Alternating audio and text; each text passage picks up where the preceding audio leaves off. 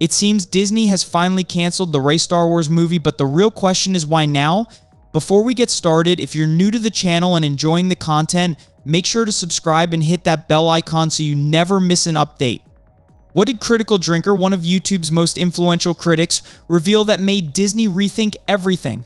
His viral videos expose shocking details about the director's controversial views, sparking a backlash that Disney couldn't ignore. But let us take our creative hats off for a second and look at this from a purely business point of view. Any major Star Wars movie like this is going to cost at least $250 million to make, if not much more. I mean, Rise of Skywalker had a confirmed budget of over $400 million, which is fucking absurd to be honest, but it doesn't surprise me one bit with Lucasfilm. That being the case, any movie that they put out is going to have to make back at least $1 billion just to break even, never mind turn a profit. And be honest with yourself for a second, considering how unpopular and divisive Rey was as a character, considering the devastating box office decline of her 3 movies, do you really think another film about this character is going to magically turn it all around? All it's really going to do is waste hundreds of millions of dollars that Lucasfilm can ill afford to lose, that could have been spent on far more worthy projects, and further damage a brand that's practically been mauled to death over the past few years. No matter what perspective I look at this from, whether it's creatively or financially, I just can't think of any good reason to move forward with this movie. It just doesn't make any sense to me. And if I had to take a guess here, I think Disney know this even if Lucasfilm don't. I think they were pretty shocked by the reaction to The Acolyte, which probably shares a lot of creative and political sensibilities with the Rey movie considering the choice of director, and I think they've decided to quietly wind down the project before it goes too much further. Will we get a big dramatic cancellation announcement,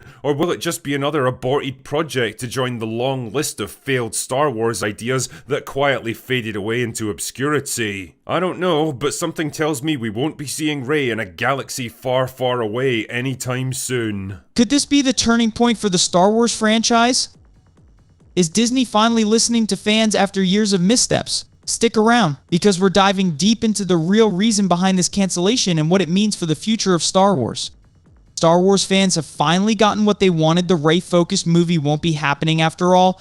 Another project bites the dust, joining a growing list of canceled Star Wars films that no one really asked for in the first place.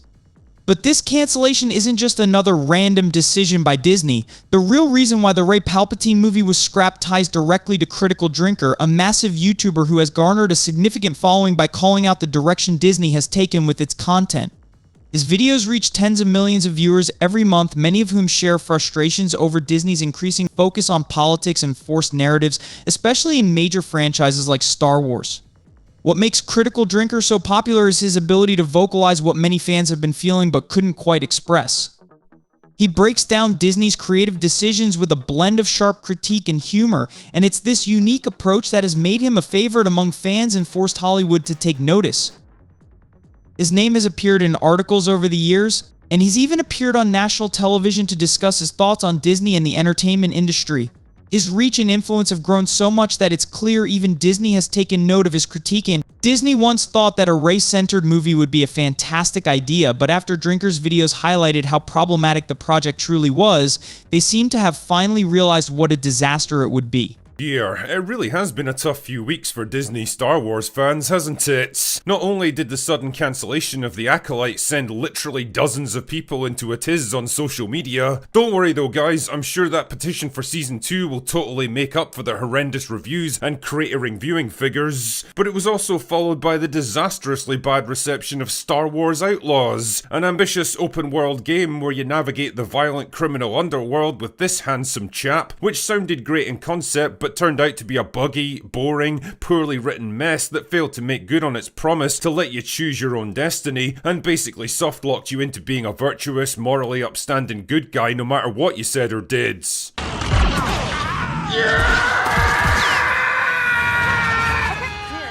I like to make men uncomfortable.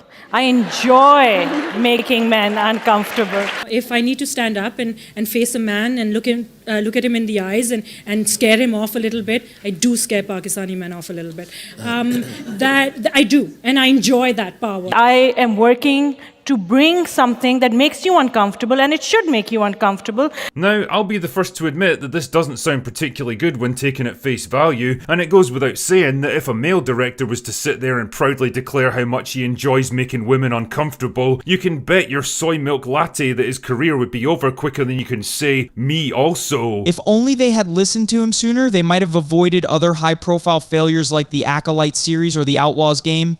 Both projects, which no one was really clamoring for, were given enormous budgets and packed with divisive elements, specifically DEI politics, that ultimately compromised their quality. And the results? Well, the Acolyte, Lucasfilm's most expensive show to date, was cancelled after just one terrible season. Outlaws, despite Ubisoft's massive marketing campaign, was a commercial flop, even being outsold by older games like Ghost of Tsushima. It's clear that Disney's strategy hasn't been working, and they seem to be finally paying attention to voices like Critical Drinkers. Disney could have saved themselves a lot of trouble if they had just spent some time watching Critical Drinkers' videos. Not only would they have been entertained, but they would have likely received better financial advice from a YouTuber than from their own overpaid advisors. With reports circulating that Disney has quietly shelved the Rey movie, it's pretty clear they've finally taken his criticisms to heart. It seems they've decided to cut their losses and avoid yet another $100 million failure. Let's be honest, another Star Wars movie centered around Rey would have been a complete disaster. Critical Drinker has been saying that for years, and it seems Disney is only just now starting to get the message. With over 2.1 million subscribers on YouTube and millions more watching his videos, Drinker has become one of the most vocal and influential critics of Disney's handling of Star Wars. About a year ago, he was among the first to expose the problematic nature of the director Disney had chosen for the Rey movie, a director who has openly expressed anti-male sentiments. Just imagine if the roles were reversed. If a male director had publicly stated he enjoyed making women uncomfortable, the media would have labeled him misogynist and demanded his removal. Yet somehow, Disney thought it was a good idea to hire a woman who openly takes pride in making men uneasy to helm a film for a franchise with a predominantly male fanbase. What were they thinking? Apparently, they did consider the implications and still concluded she was the best choice for the job. The real issue isn't that they didn't think about the potential fallout, it's that after all their considerations, they still believed she was the right person. They likely felt confident there would be no backlash because most of the media shares their ideology. Disney thought they were in the clear. At least they would have been if it weren't for Critical Drinker and the broader Star Wars fanbase making these clips go viral.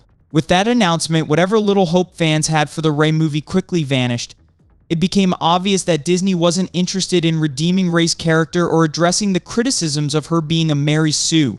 Instead, they doubled down on the very aspects that alienated many fans in the first place. This naturally sparked controversy within the Star Wars community, but it also gained traction in mainstream discussions, largely thanks to popular YouTubers like Critical Drinker, who immediately dissected the film's flaws as soon as it was announced. Disney's entire marketing approach centered around the fact that it would be the first Star Wars movie directed by a woman, completely missing the point of what the fanbase actually cared about. Their focus wasn't on telling a good story or redeeming a beloved franchise, but rather on scoring points for diversity. They tried to build excitement for the Rey movie purely based on the gender of its director, as if that alone would elevate the film's quality. But outside of Disney and a small group of vocal Twitter users, no one cared about the director's gender. Fans wanted a compelling Star Wars story, not a publicity stunt. Disney proudly pushed this narrative, hammering home the fact that a woman was directing the movie as if that was the sole ingredient for success. In reality, their approach showed just how disconnected they were from their audience. Rather than receiving praise, they were met with overwhelming backlash. Once again, Critical Drinker captured the mood of the fanbase perfectly, articulating what so many fans were feeling. He pointed out not just how absurd Disney's pandering was, but also why audiences were fed up with the studio's relentless focus on identity politics at the expense of storytelling. Predictably, when fans voiced their frustrations, Disney immediately chalked up the backlash to sexism, accusing the fanbase of being hostile toward women. But as Critical Drinker so aptly explained, that couldn't be further from the truth. The problem was never about the director's gender, it was about Disney's obsession with promoting it over her qualifications. Fans weren't opposed to a woman directing a Star Wars movie. What they took issue with was the fact that Disney seemed more concerned with ticking boxes than hiring someone with the talent and experience needed to make a great film. Unfortunately for Disney, the director in question wasn't particularly qualified for the task. Critical Drinker didn't just expose the problematic nature of the director Disney hired for the Rey movie, he also shed light on Disney's flawed approach to filmmaking. His vocal opposition to the movie's premise from the very moment it was announced played a significant role in forcing Disney to reevaluate their strategy. His influence, combined with the support of other fans, likely pushed the company to not only cancel the Rey movie, but also reconsider the creative direction of its entire slate of projects across Star Wars, Pixar, and Marvel. This marks a potential turning point for the company as they move away from a heavy focus on pushing political messages and begin returning to storytelling that resonates with their core audience. One clear example of this shift came from Pixar with Inside Out 2. This film was widely praised for avoiding political messages and for simply delivering a heartfelt continuation of the beloved original. Disney executives learned from the failure of Lightyear, which sparked controversy due to a same-sex kiss scene that many argue was inserted for the sake of political correctness. Following the backlash from Lightyear, Disney reportedly instructed Pixar's animators to avoid similar themes in Inside Out 2. The result? The film became the highest-grossing animated movie of all time and the biggest box office success of 2024, proving that audiences crave well-told stories over forced agendas. Marvel followed suit with its release of Deadpool and Wolverine, a film that focused on action, humor, and character dynamics rather than divisive political messages. This decision paid off enormously as fans were thrilled to see their favorite male characters treated with respect and given depth. The movie went on to become the second highest grossing film of the year and claimed the title of the highest grossing R-rated movie ever. Both Pixar and Marvel appear to have recognized that going back to basics, telling compelling stories without controversial distractions, was the key to regaining audience trust. Now, with what appears to be the imminent cancellation of the Rey movie, it seems Lucasfilm might be attempting to salvage the once great Star Wars franchise from sinking any further. The impact of Critical Drinker's work cannot be understated. Whether or not Disney executives are actively watching his content is unclear, but it's evident that his videos are influencing public opinion. His critique resonates with audiences who have long felt disconnected from the new direction Star Wars has taken. That mounting pressure, driven by large creators like Critical Drinker, has likely pushed Disney to reconsider some of their biggest decisions, including the cancellation of the Rey project.